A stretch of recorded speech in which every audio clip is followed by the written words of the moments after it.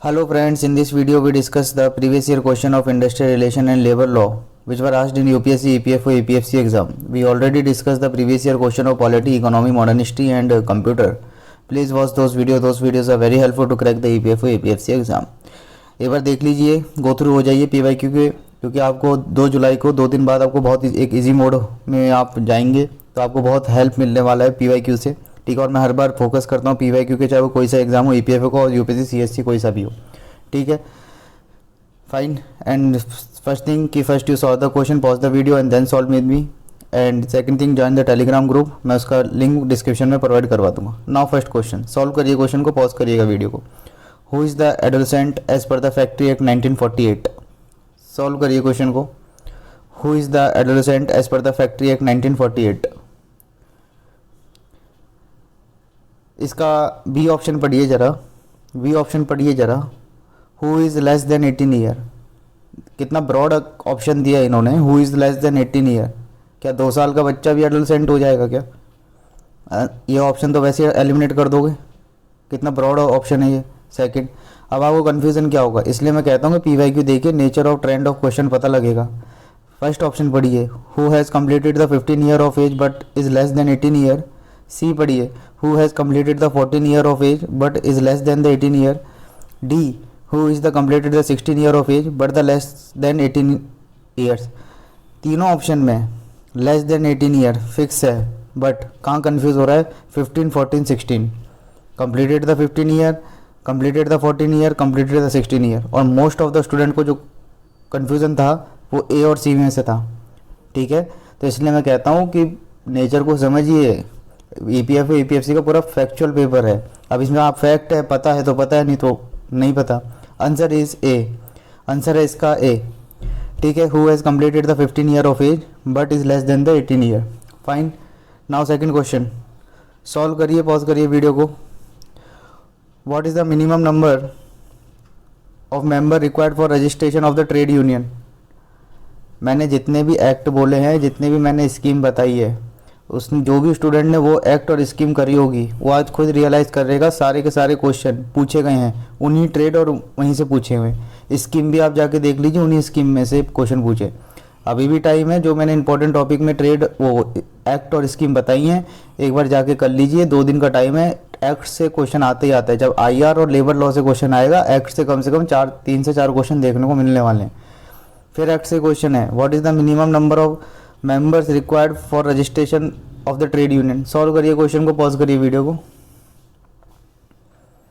सीधा आंसर आता है तो आता है, नहीं आता। Answer is C, 7 member. ठीक है ना, 7 member the minimum number of the member required for registration of trade union. किसी भी को भी अगर as a trade union register करना है तो 7 मेंबर रिक्वायर्ड चाहिए मिनिमम। और ये भी ध्यान रख लीजिएगा, please note down in your notes, these 7 member worker engage और एम्प्लॉयड इन द एस्टेब्लिशमेंट और industry with which it is connected. Fine. Now trade union के बारे में आपने पूरा पढ़ाई होगा, ट्रेड यूनियन एक्ट बहुत इंपॉर्टेंट है। ठीक है, और जितने भी इंपॉर्टेंट एक्ट है मैंने पहले ही आपको बता रखा है। नाउ क्वेश्चन थर्ड, सॉल्व करिए, पॉज करिए वीडियो को। Which of the following dispute is are considered as a trade dispute under the provision of the trade union act 1926? थोड़ा यहाँ भी देख लिया करो, है ना, कि सेलेक्ट द करेक्ट आंसर पूछा है कि नॉट करेक्ट। यहाँ भी खेलते हैं लोग UPSC। ठीक है, थोड़ी इस पर भी ध्यान दिया करो। क्या आंसर होगा, सॉल्व करिए क्वेश्चन को। Answer is C, all 1 2 3। Question क्या पूछा? Which of the following dispute is considered to the trade dispute under the provision of trade union act 1926? किसको ट्रेड डिस्प्यूट कहोगे? देखो, चाहे ट्रेड डिस्प्यूट, आपने अगर ट्रेड यूनियन एक्ट 1926 पढ़ा है तो उसमें क्लियरली दे रखा है कि डिस्प्यूट चाहे employ employ, employer employ, employer employer किसी के बीच में हो। ठीक है, मीन्स एम्प्लॉयर वर्कमैन के बीच में हो, चाहे वर्कमैन वर्कमैन, चाहे एम्प्लॉय एम्प्लॉय के बीच में हो। डिस्प्यूट चाहे which are connected to the employment और नॉन एम्प्लॉयमेंट और the term of employment of और the condition of labour of any person. ठीक है, dispute related to the employment हो, चाहे अनएम्प्लॉयमेंट हो, चाहे कंडीशन ऑफ लेबर हो, चाहे टर्म ऑफ एम्प्लॉयमेंट हो, सारे के सारे हम किस में कंसिडर करेंगे? Dispute under the trade dispute act. ठीक है, आंसर क्या होगा? सी। फाइन, इसलिए कह रहा हूँ एक्ट्स इंपॉर्टेंट है, क्वेश्चन देख लीजिए आप। Fourth question, what is the maximum amount of gratuity payable to the employee under the Payment of Gratuity Act 1972. बताइए, बहुत इंपॉर्टेंट एक्ट है ये, payment of gratuity act 1972. Maximum amount पूछा है, ये भी ध्यान दीजिएगा. Answer is D, 20 lakh. 20 lakh actual में क्या था, ये 2018 में इसको इंक्रीज करा हुआ. इनिशियल लिमिट जो थी वो 10 लाख की थी, ठीक है. इसको 2018 में गवर्नमेंट ऑफ इंडिया ने इसको इंक्रीज करा 20 लाख पे, ठीक है.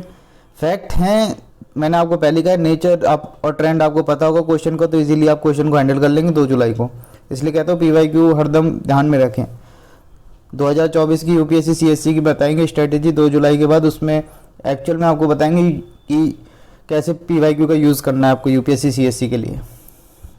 क्वेश्चन सॉल्व करिए. 5th, what is the maximum number of hour in the week that an adult work is allow to work for. ये जनरल है, ये आपको पता भी होना चाहिए. थोड़ा सा सोचिए, क्वेश्चन को कर लेंगे. और अगर फैक्ट्री एक्ट पढ़ा है तो ये फैक्ट्री एक्ट में दिया हुआ है, फैक्ट्री एक्ट 1948 में, ठीक है ना. What is the maximum number of hour in a week that an adult worker is allowed to work for. बहुत इजी क्वेश्चन है अगर पढ़ा है तो. फैक्ट्री एक्ट, सीधा आंसर है 48 आवर्स. डी आंसर है 48 hours. Fine. 6th question, what is the maximum period in which the appropriate government shall review and revise the minimum rate of wages under the Minimum Wage Act 1948. फिर तीसरा important act, minimum wages act 1948. बताइए, ये maximum है ना, ये are नहीं है यहाँ पे, ठीक है. मैक्सिमम पीरियड है ये.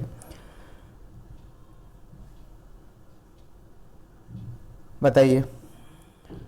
Answer is D, 5 year.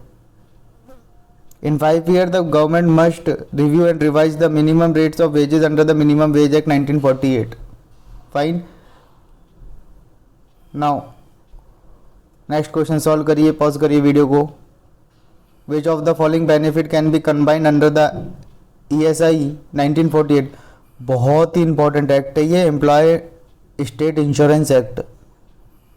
APFC में भी इसमें क्वेश्चन आपको दो क्वेश्चन तो देखने को मिलेंगे ESI से. प्लीज़ इसको पढ़ लीजिएगा, मैंने वहाँ पर मेंशन किया है ये acts.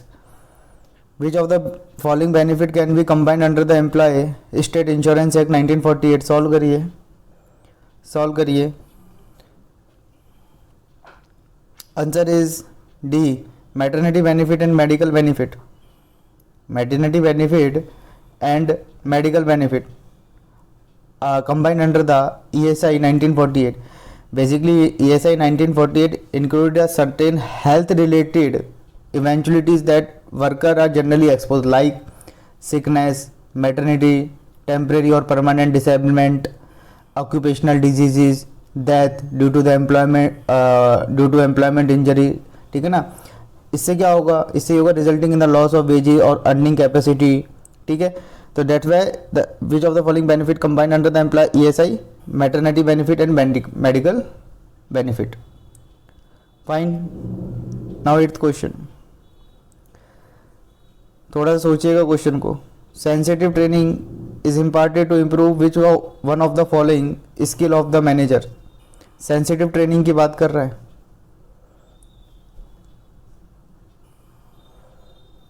Answer is A, human related skill. Human related skill. Actually sensitive training क्या होता है कि सेंसिटिव ट्रेनिंग का पर्टिकुलर एम क्या होता है, to help the individual better understanding and appreciate the perspective and feeling of the other. ठीक है ना. सेंसिटिव ट्रेनिंग का एम क्या है, to help the individual better understanding and appreciate the perspective and feeling of other. The sensitive training is imparted to improve human related skill या human relation skill. Fine. Now 9th question solve करिए. The concept of national floor level minimum wage was mooted and recommended by. Solve करिएगा इस question को. National floor level minimum wage, थोड़ा confuse मत होइएगा ए और B में, थोड़ा ध्यान से पढ़िएगा. ABCD चारों ऑप्शन. मैं मिनिमम वेज एक बहुत इंपॉर्टेंट है, देख लीजिएगा. Answer is C. C answer है. National commission on rural level, basically national floor level minimum wage होता क्या है, is the minimum wage below which no state government can fix the minimum wage. आपने जब act पढ़ा होगा उसमें लिखा भी हुआ है सीधा। And the concept of national floor level minimum veg mooted on the recommendation by the National Commission of Rural Level in 1991. Fine. Now 10th question, बहुत इजी क्वेश्चन है, थोड़ा ध्यान से करिएगा, ये क्वेश्चन गलत नहीं होना चाहिए आपका। अगर ये क्वेश्चन गलत हो रहा है तो फिर दिक्कत है। Works committee, safety committee, canteen management committee are example of. Solve करिए, सॉल्व करिए।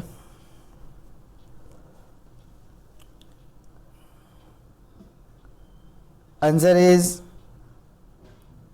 ए, worker participation in management, worker participation in management. Fine, now सबका सही हुआ होगा आई होप।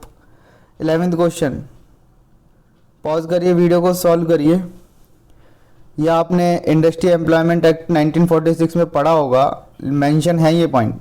जिस भी आपने नोट्स से पढ़ रहे हो या यूट्यूब से या किसी भी कोचिंग से, वहाँ जरूर ये लिखवाया होगा। The question related to the application और interpretation of a standing order, words पे ध्यान दीजिएगा। Interpretation of the standing order certified under the industrial employment act 1946 may be refer to industrial tribunal, labour commissioner, labour court, industrial employment court. बताइए, अगर जिसने भी ध्यान से इंडस्ट्रियल एम्प्लॉयमेंट एक्ट 1946 करा होगा, और ये तो बहुत बेसिक एक्ट है, जब आईआर और लेबर लॉ की बात करते हो तो सबसे पहला एक्ट आप यही करते हो, तो बताइए इसका answer. Answer is C, labour court. Labour court, labour court basically a quasi judiciary body, ठीक है, that is responsible for settling a dispute between the employers and employees. It has the power to adjudicate on the dispute relating the industrial dispute, including the dispute related to the interpretation and application of the standing order. यहाँ पर interpretation of the standing order पूछा है। Certified under the Industrial Employment Act may be referred to the labor court. Fine. Last question of today. 12th question. A union whose membership may cover workers employed in many industrial employment and craft is known as। अब देखो वही fact है, अगर आता है तो आते हैं, नहीं आता तो नहीं कर पाओगे। इसलिए मैं हर बार कहता हूँ PYQ देख लीजिए, मॉडर्न हिस्ट्री के डाले हुए हैं, पॉलिटी, इकोनॉमी, कंप्यूटर, बहुत हेल्पफुल मिलेगी। 2 जुलाई को आप बहुत ईजी मोड में जाएंगे अगर PYQ से एक बार लास्ट वे में गो थ्रू हो जाइए। आपको क्या कर रहा है, आपको वीडियो लगा के मैंने सारा कुछ बताया ही है, आप देख लीजिए, और छोटी छोटी वीडियो से ज़्यादा बड़ी भी नहीं है। बताइए 12th का आंसर। आंसर है general union. General union, the union whose member may cover workers employ in many industrial employment and craftsman is known as the general union, and basically general union is a type of a labour union that represent the worker across a wide range of industries and occupation. Fine, आज 12 question लेने हैं, ठीक है, कुछ और जो remaining question है वो अनदर वीडियो में अपन देख लेंगे। और एक बार जितनी फैक्ट बेस्ड सीरीज है उसके देख लीजिएगा, PYQ मैंने कराई दिए हैं, एक बार उनसे भी देख लीजिए। हाँ, और हाँ, आज मैंने कंप्यूटर एब्रिविएशन के लिए एक वीडियो डाली है, उसकी PDF मैंने टेलीग्राम ग्रुप में डाल दी है, वहाँ से डाउनलोड कर लीजिएगा। और उसको मैंने उस वीडियो पे बताया आपको कैसे क्या करना है। बहुत छोटी वीडियो है, 5-7 मिनट की वीडियो, देख लीजिएगा, बहुत हेल्पफुल होने वाला है। फ्री के 5-6 नंबर वहाँ से आपके आ जाएंगे, ठीक है। और जितना मैंने उस PDF में मेंशन करा है उतना करके जाना ही जाना है उसमें। और जो कंप्यूटर का बेसिक चल रहा है आपका वो तो चलने ही दीजिए, ठीक है। रिवीजन करिए, मैक्सिमम लास्ट 2 डेज बचे। Fine, thank you and have a good day, bye.